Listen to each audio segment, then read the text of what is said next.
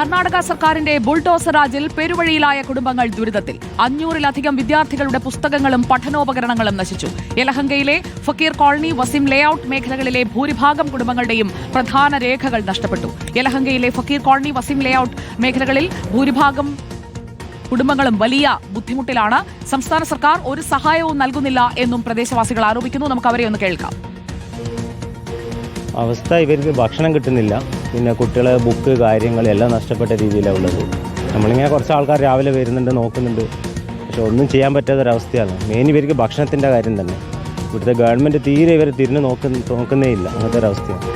ഓരോരുത്തരിങ്ങനെ വരുന്നത് നോക്കുന്ന പോകുന്നതെന്നല്ലാണ്ട് ഇവർക്ക് ആർക്കും ഒരു സഹായം ചെയ്യാൻ പറ്റുന്നില്ല. പൊളിക്കുന്ന സമയത്ത് അതെല്ലാം ഒന്ന് ഇവർ ചിന്തിക്കണമായിരുന്നു. ഈ കുട്ടികളെ ബുക്ക് കാര്യങ്ങൾ, ഇവരെ വേറെന്തോ ഡോക്യുമെൻറ്റ്സ് കാര്യങ്ങൾ അതൊന്നും തൊടാൻ പറ്റില്ല. ഒരു സിലിണ്ടർ മാത്രം എടുത്ത് പുറത്തിട്ട് കൊടുത്തു. வேறு எந்த இவரை தொடாம விட்டுருக்கலாம். இங்கே டாக்குமெண்ட் ஒன்றும் கிடைக்கல, எல்லாம் இதில் தான் இருக்குது. டாக்குமெண்ட் பாதி கிடச்சிக்கிது, பாதி இல்லை. காலையில் 6 மணி 6:30 மணிக்கு வந்தாங்க. அவங்க வந்துட்டு 7 மணி அப்படியே கேஸ் சிலிண்டர் எடுத்து வெளியே வைங்க வந்தாங்க. என்ன தெரியாதுன்ட்டு கேஸ் சிலிண்டர் எடுத்து வெளியே வைக்கிறதுக்குள்ளே வச்சுட்டாங்க எல்லாமே. எல்லாருக்கும் எது சாமானும் கிடைக்கல யாருக்கும். இப்போ என்னென்ன இருக்குது உங்கள்கிட்ட அதை கலெக்ட் பண்ணிக்கோங்க, கலெக்ட் பண்ணி கொடுங்கன்னாங்க. சொன்னாங்க பண்ணுவாங்க, கேரண்டிக்கு. இது இந்த கேஸு ஆச்சை போடுங்க உள்ளாத்தான்னு சொல்லிட்டு இந்த மிலிட்ரி வார்டு എന്നിട്ട് ഡെമാലേഷൻ പണ്ട് പോയിച്ചു. പിന്നെ എല്ലാം എൻ്റെ ഡെമാലേഷനിൽ പോയിച്ചു. എൻ്റെ കീഴே என்ன போயிடுச்சு, என்ன ஆதாரம் இல்லை, எந்த குரூப் இல்லை, என்ன போயிடுச்சு. இந்த சாப்பிடுக்கு இந்த மக்களுக்கு நான் செலுத்தல் மக்களுக்கு என்ன கீழே போட்டுக்கிட்டு நான் இருக்குங்க. என்னட்டு யாரும் வர மாட்டேங்க, என்ன சொல்கிறாங்கோ, என்ன பெல்ட்டிடுவாங்க, சாப்பிடுவாங்கன்னு சொல்கிறாங்க. எல்லா மினிஸ்டர் எல்லாம் வந்து எல்லாம் நேற்று திருப்பி சண்டே ஆயிடுச்சு சார். நேற்று போலீஸார் எல்லாம் வந்து 3 ജെസിബി വന്നിച്ച്. ദീപക് മോഹൻ ചേരുന്നു യലഹങ്കയിൽ നിന്ന്. ദീപക് മോഹൻ, നമ്മൾ യലഹങ്കയിലേക്ക് എത്തി നിൽക്കുമ്പോൾ എല്ലാവർക്കും പുനരധിവാസം ഒക്കെ ഉറപ്പാക്കിയെന്ന് അവകാശപ്പെടുന്ന സർക്കാർ യഥാർത്ഥത്തിൽ ചെയ്തു കൂട്ടിയത് എന്താണ്? നമ്മുടെ മുന്നിൽ തെളിയുന്ന യാഥാർത്ഥ്യം എന്താണ് ദീപക്?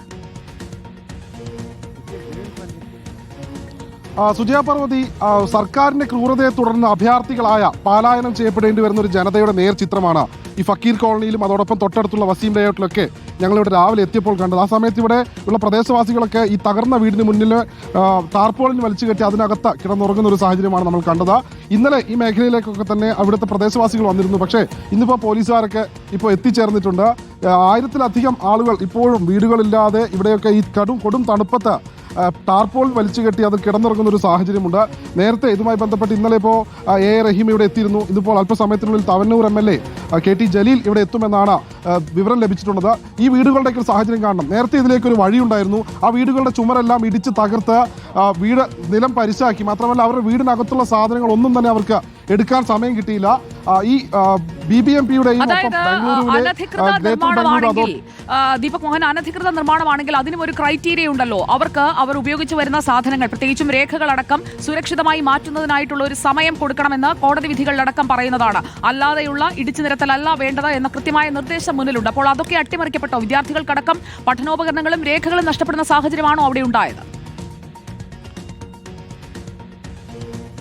സുജയ, യാതൊരു തരത്തിലുള്ള മുന്നറിയിപ്പുമില്ലാതെയാണ് വെളുപ്പിന് 5 JCBയും 300-ലധികം പോലീസും വൻ സന്നാഹവുമായൊക്കെ എത്തി ഇവിടെ ഇടിച്ചു പൊളിച്ചു നിരത്തിയത്. ഇവരുടെ ഗ്യാസ് കുറ്റികൾ മാത്രം എടുത്ത് പുറത്തു വയ്ക്കാൻ ആവശ്യപ്പെട്ടു.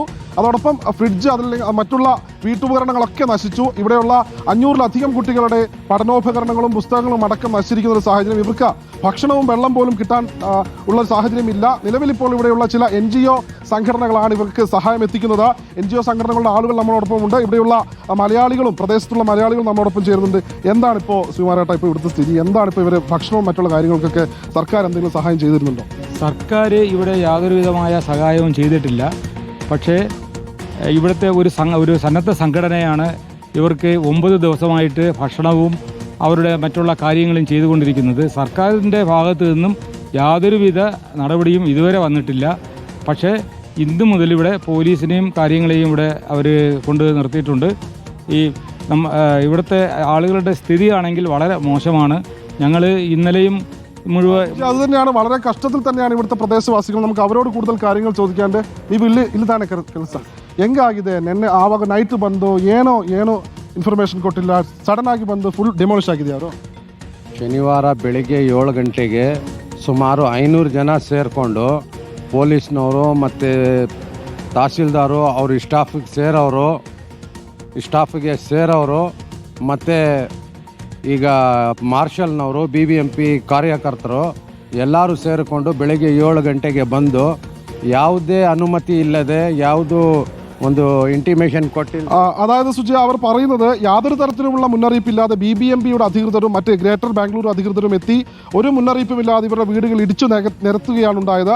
ഇതിനെ തുടർന്ന് ഇവർ വലിയ ദുരിതത്തിൽ തന്നെയാണ്. ഇവരുടെ സ്ത്രീകളും കുട്ടികളും അടക്കമുള്ള നിരവധി ആളുകളുണ്ട്. 10ഓളം ഗർഭിണികളായിട്ടുള്ള സ്ത്രീകൾ ഇവിടെയുണ്ട്. ഈ ഫക്കീർ കോളനിയിലും വസീം ലേഔട്ടിലും 30 വർഷങ്ങൾക്കധികമായി ഇവരിവിടെ താമസിക്കുന്നു. പക്ഷേ പെട്ടെന്നൊരു ദിവസം രാവിലെ വന്ന സിദ്ധരാമയ്യയുടെ സർക്കാർ വന്ന ഇവരുടെ വീടുകൾ ഇടിച്ചു നിരത്തുന്ന ഒരു സാഹചര്യമാണ് ഇവിടെ ഉണ്ടായത്. സംഗമ എന്ന് പറയുന്ന NGOയുടെ ആളുകളാണ് ഇവർക്ക് ഭക്ഷണവും വെള്ളവും ഇപ്പോൾ എത്തിക്കുന്നത്. കഴിഞ്ഞ ദിവസങ്ങളിലൊക്കെ അവരാണ് എത്തിച്ചത് ഇവിടെ. ഇപ്പോൾ നമ്മളോടൊപ്പം ചേരുകയാണ്.